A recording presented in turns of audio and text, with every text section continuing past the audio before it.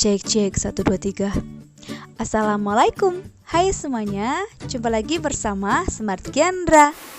Di video kali ini saya mau berbagi resep tentang cara membuat bolu coklat lumer. Tentunya dengan takaran sendok, tanpa kukusan dan tanpa oven listrik.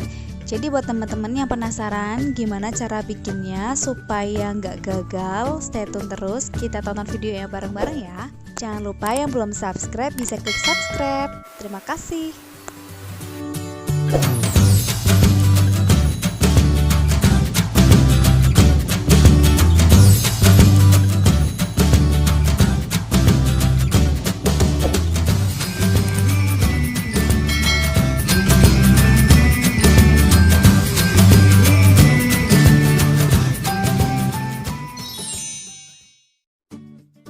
Langsung aja kita ke bahan dan cara pembuatan. Untuk bahan yang pertama, kita siapkan terlebih dahulu 4 butir telur, kalau bisa telurnya suhu ruang aja. Lalu ada sekitar 11 sendok makan gula pasir, ini bisa disesuaikan saja dengan selera masing-masing. 150 gram tepung terigu atau setara dengan 15 sendok makan. 1 sendok teh emulsifir, saya pakai SP. Setengah sendok teh baking powder. Nah, untuk coklatnya di sini pakai 2 sendok makan coklat bubuk dan juga 3 sendok makan Milo.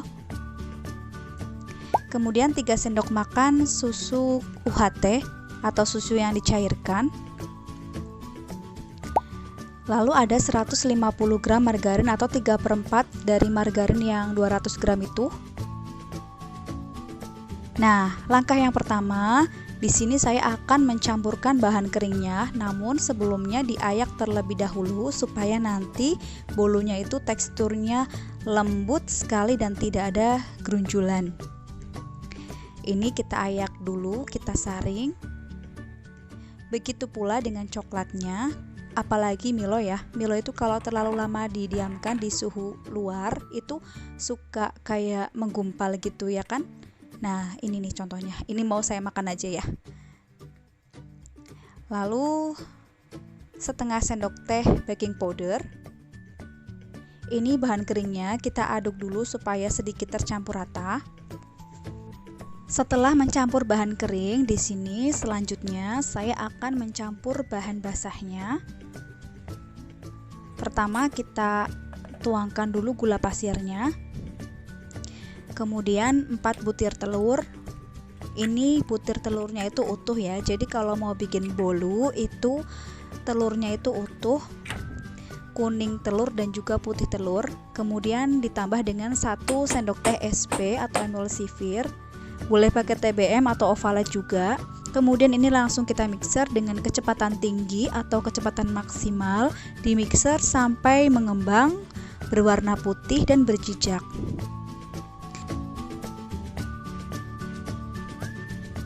Berjejak itu maksudnya adalah jadi ketika adonannya sudah mengembang berwarna putih mengkilap, itu ketika ditarik dia akan meninggalkan jejak.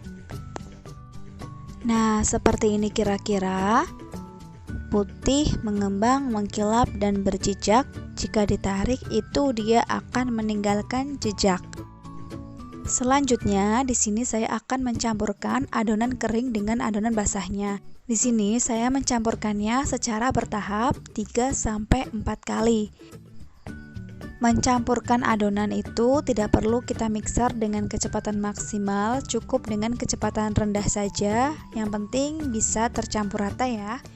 Bila sudah tercampur rata, ini saya akan menambahkan dengan sedikit pasta coklat. Tujuannya supaya warna bolunya ini semakin coklat. Namun apabila menurut teman-teman sudah cukup coklat, tidak perlu menambahkan dengan pasta coklat pun tidak apa-apa ya.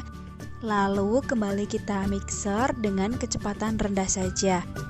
Oke, setelah selesai, langkah selanjutnya itu adalah kita akan melelehkan margarinnya. Nah, ini dia margarinnya sudah mencair. Kita tambahkan dengan 3 sendok makan susu cair. Kemudian aduk rata. Setelah itu kita masukkan ke adonannya.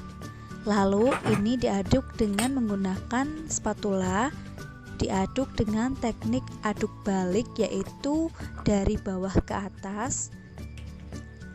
Tujuannya supaya tidak ada margarin yang mengendap di bawah, karena apabila ada margarin yang mengendap di bawah itu bisa mengakibatkan rotinya bantat. Nah, setelah dipastikan sudah tercampur rata, di sini kita siapkan loyangnya. Loyangnya diolesi tipis-tipis dengan margarin. Setelah itu, setelah diolesin tipis-tipis ke seluruh permukaan loyang, itu kita tambahkan dengan sepucuk tepung terigu. Ini kita ratakan juga ke loyangnya. Nah, baru deh kita tuangkan adonan ke loyangnya. Kemudian tuangkan adonannya pelan-pelan saja supaya tidak berceceran. Kalau teman-teman punya kertas roti di rumah, boleh digunakan kertas rotinya. Akan tetapi, jika teman-teman tidak ada kertas roti di rumah, seperti ini saja, seperti saya juga tidak masalah, hanya dioles dengan margarin tipis-tipis dan juga ditaburi dengan tepung terigu pun, itu nanti ketika melepasnya juga tidak sulit ya teman-teman. Selanjutnya, ini kita hentak-hentakan supaya tidak ada udara yang terperangkap. Karena jika ada udara yang masih terperangkap, itu nanti bisa menyebabkan rotinya menjadi bantat. Lalu ini selanjutnya akan saya oven dengan oven tangkring. Ini murah banget, harganya sekitar Rp100.000. Ini sebelumnya sudah saya panaskan selama 15 menit dan saya pakai tatakan. Dan jangan lupa ini lubang atasnya ditutup terlebih dahulu. Setelah sudah mengoven, kemudian 10 menit terakhir itu kita buka sedikit lubang atasnya, tujuannya supaya nanti bolunya itu kering ya, tidak basah atasnya. Durasinya itu sekitar 45 menit ya teman-teman, dicek aja nanti. Selanjutnya di sini saya akan melelehkan DCC-nya untuk taburan di atas bolu coklatnya. Nah, ini dia sudah matang sekitar 45 menit tadi saya oven pakai oven tangkring. Kemudian ada beberapa bekas tusukan. Ini di sini saya mengecek selama berkala 3 kali. Dan ya kan, ini kelihatan bekas tusukannya. Dan yang terakhir ini sudah dipastikan benar-benar matang karena tidak ada adonan yang tertinggal di dalam tusukan.